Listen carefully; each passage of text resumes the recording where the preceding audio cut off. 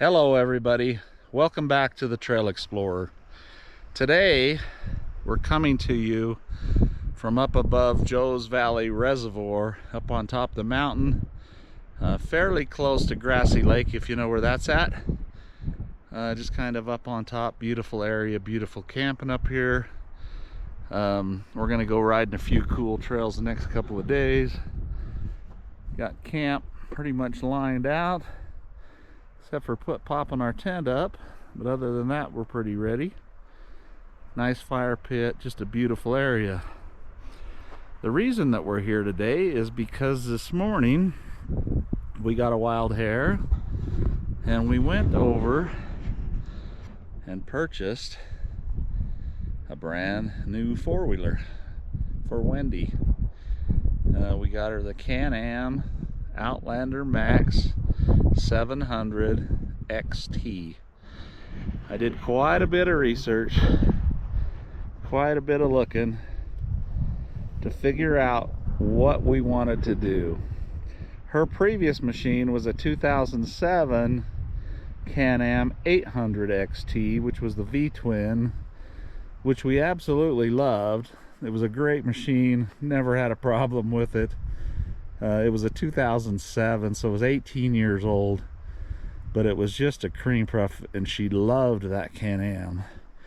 So we really wanted to get her another Can Am.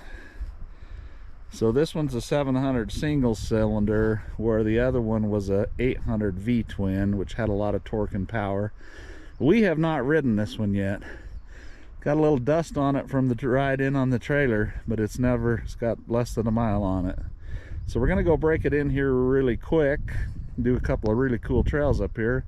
But before we did that, I thought I'd just do a little walk around video on it and point out a few things so you guys can take a look at it. So this is a 2025 Outlander Max 700 XT.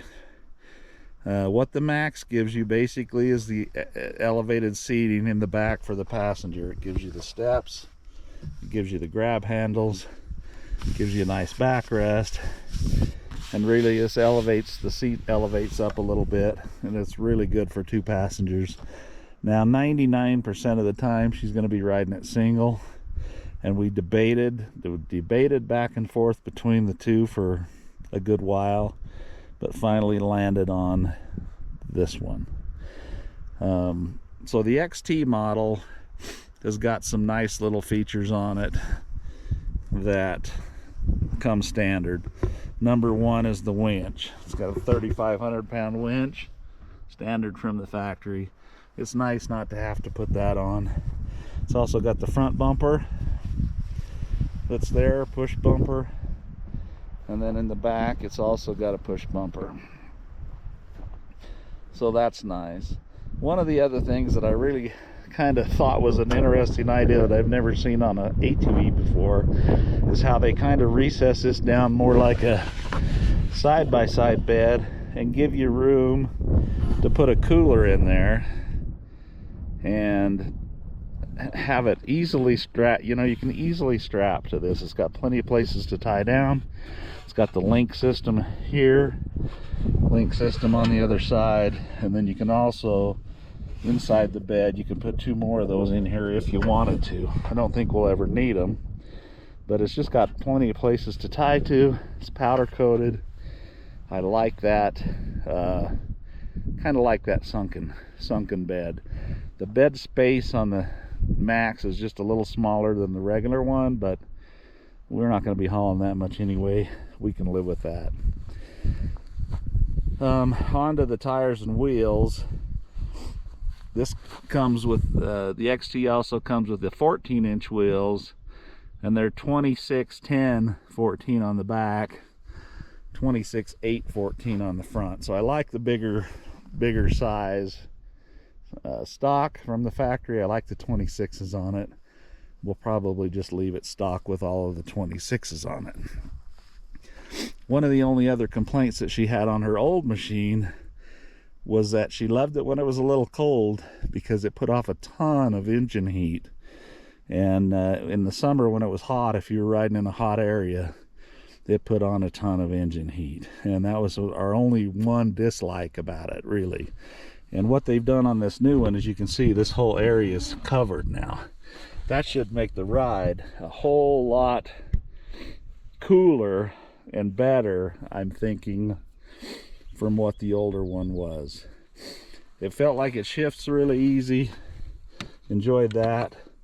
It's got a cargo space here in the front that it's got a spot to put a phone.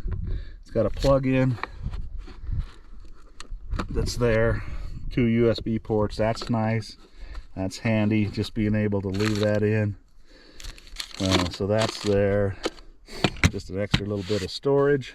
It's got spots up here to put extra switches on if you add things like lights, etc. You can have a nice little handy spot for the switch.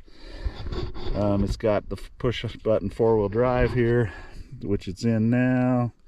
Turn it to 2-wheel drive. And then this one, on the 25 model, the 24 didn't have it, but it's got intelligent engine braking. So what that does is it has 3 modes that show up on the dash, to where you can vary how much engine braking that you get. You know, it's got a maximum, a medium, and a minimum. So you just hit it each one and it goes spot to spot. Also on this intelligent throttle control, it's electronic throttle. It's not a manual.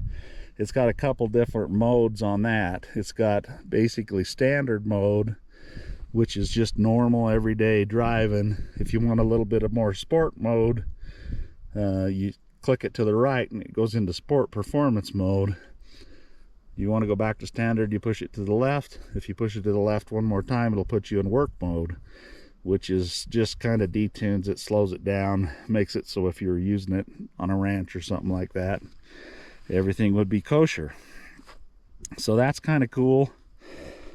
All of the lights are LED, so it's got the 2 on each side, which is pretty cool. One thing I kind of do like is not having a headlight pod right here in the middle. I think I like it better like this, because usually if you have a bag or a cooler or something on the front, that light's useless anyway, and you have to figure out a switch for it so it doesn't blind you when you're driving it at night and shining into the bag. It's also got a nice storage box in the front. We threw a few things in it, but can haul a good bit of gear in there. We just got our tire plug kit for now. That's handy. Locks to close. It's got some more of the link tie downs up front. Good to use. I was trying to figure out what these are. I'm thinking they're, if you want to put a different marker light in, you can knock those out and they probably make a factory marker light for that. I have to research that a little bit.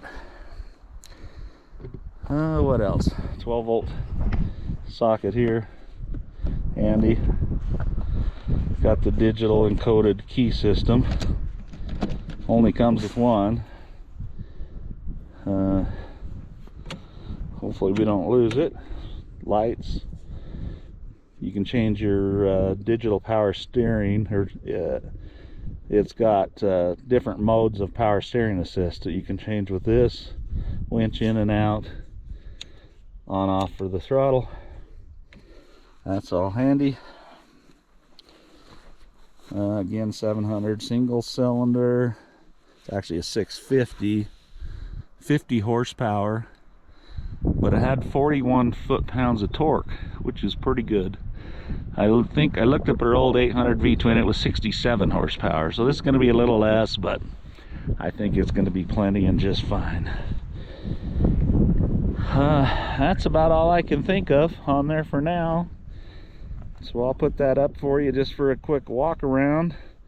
We're going to go do a shakedown run and do a couple-hour loop right now before it gets dark.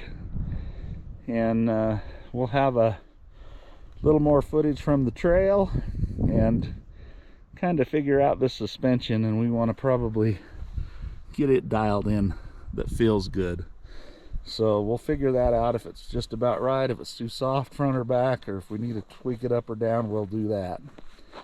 But we're gonna go try it out and see how she works out. So we'll be back with you in the next video.